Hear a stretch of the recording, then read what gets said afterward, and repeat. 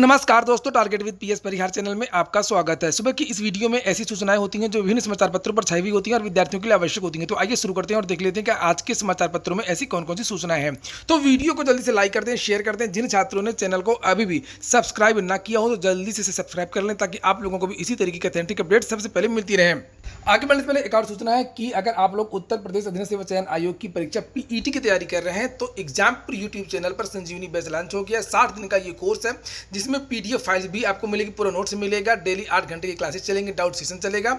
इसके लिए आपको एक ऐप जो है वो डाउनलोड करना होगा जिसकी लिंक मैंने डिस्क्रिप्शन बॉक्स में दे दी है। पूरी क्लासेस ऐप या एप्लीकेशन के माध्यम से ही चलेंगी।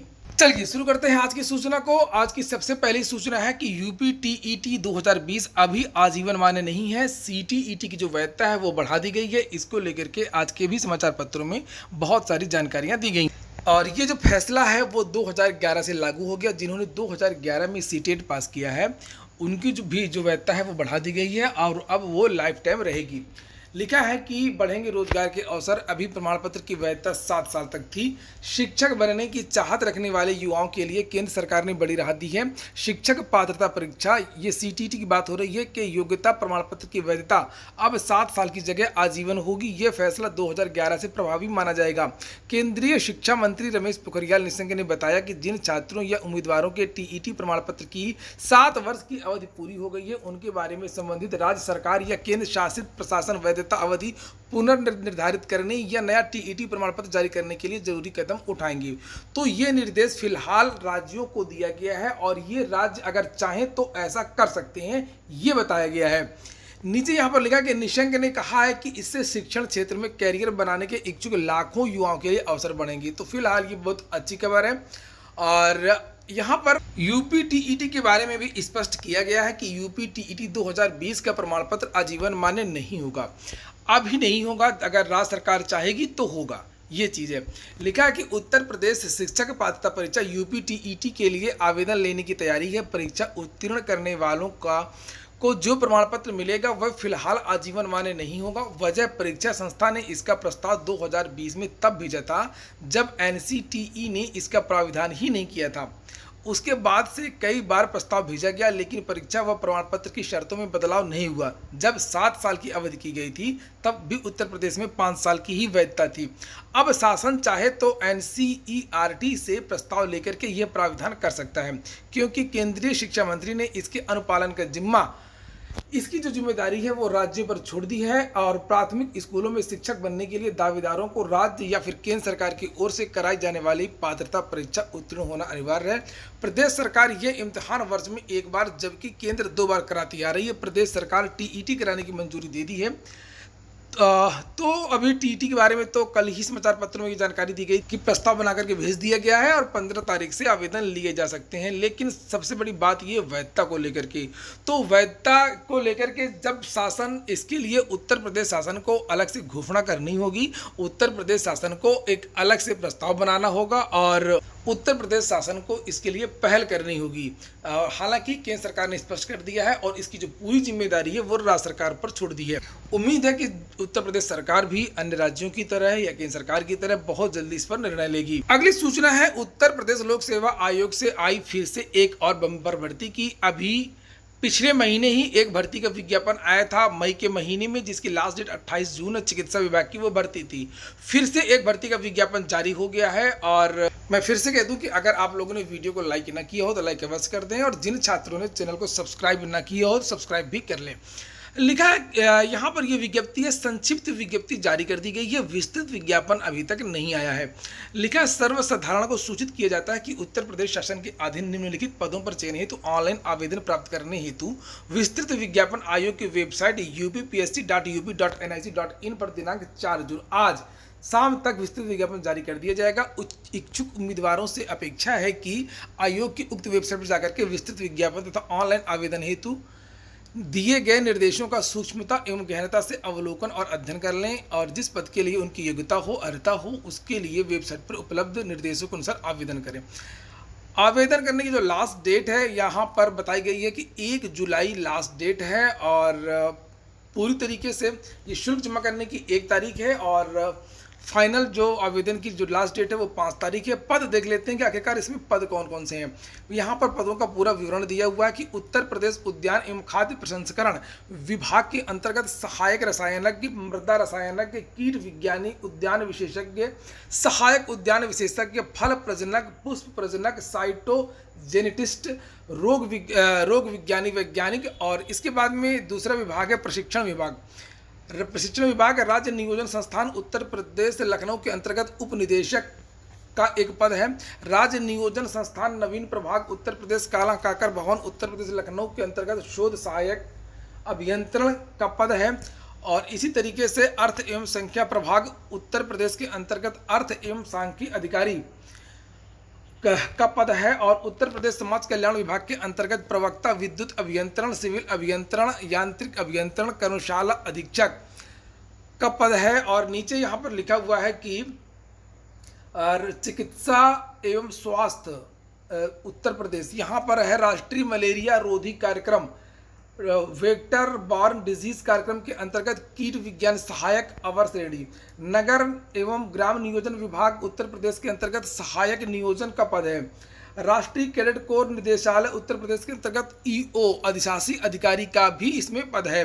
उत्तर प्रदेश आयुष यूनानी विभाग के अंतर्गत प्रवक्ता अरेबिक का पद है। तो शाम तक विस्तृत विज्ञापन जारी हो जाएगा। इसमें बहुत सारे पद होंगे, बीएससी वालों के लिए होंगे, बीटेक वालों के लिए होंगे।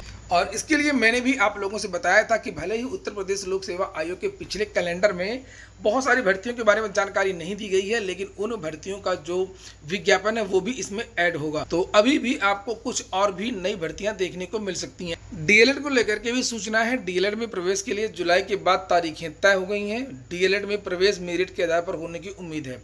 शासन ने डीएलएड में प्रवेश के लिए जुलाई के बाद तारीखें तय करने का निर्देश दिया था। बदले प्रस्ताव में प्रवेश के लिए लिखित परीक्षा कराने का प्राविधान किया था, लेकिन इधर जिस तरह से परीक्षा निरस्त हो रही हैं उसे देखते हुए अब पहले की तरह ही डीएलएड में प्रवेश मेरिट के आधार पर होने। उत्तर प्रदेश डीएलएड जो है पुराने पैटर्न पर ही होगा, नए पैटर्न पर अब बिल्कुल नहीं होगा। और एकेडमिक के आधार पर इसमें प्रवेश होता था, एकेडमिक के आधार पर ही इसमें प्रवेश होगा।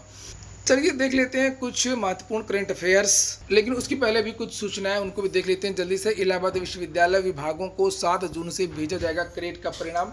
इलाहाबाद विश्वविद्यालय एवं संगठक महाविद्यालयों में पीएचडी प्रवेश की प्रक्रिया सोमवार से शुरू हो जाएगी। संयुक्त शोध प्रवेश परीक्षा क्रेट 2020 का लेवल 1 का परिणाम 7 जून से संबंधित विभागों और कॉलेजों को भेज दिया जाएगा। दिल्ली यूनिवर्सिटी में 15 जुलाई से शुरू हो सकती है दाखिला की प्रक्रिया। दिल्ली विश्वविद्यालय 15 जुलाई से दाखिला प्रक्रिया शुरू कर सकता है। कुलपति पीसी जोशी ने 15 जुलाई के आसपास प्रवेश के लिए आवेदन प्रक्रिया शुरू करने की संभावना जताई। इस वर्ष भी दिल्ली यूनिवर्सिटी में मेरिट के आधार पर ही एडमिशन होगा। कुछ भर्तियां भी निकली हुई हैं अलग अलग राज्यों से। लिखा है कि उत्तराखंड से एक भर्ती निकली हुई है एक्सरे टेक्नीशियन की। उत्तराखंड चिकित्सा सेवा चयन बोर्ड देहरादून से निकली है। 70 पद हैं।